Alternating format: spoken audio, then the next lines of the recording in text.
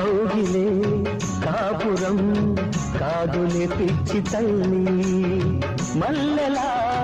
మంచమే మందిరం కాదు చెల్లి, తేనెతో దాహము తీర్చదే నాడు పెళ్ళి, త్యాగమే ఊపిరై ఆడదయ్యేను తల్లి, కామానికి దాసోహం కారాదే సంసారం, కాచుకో భర్తనే కంటి పాపాయిగా, నేర్చుకో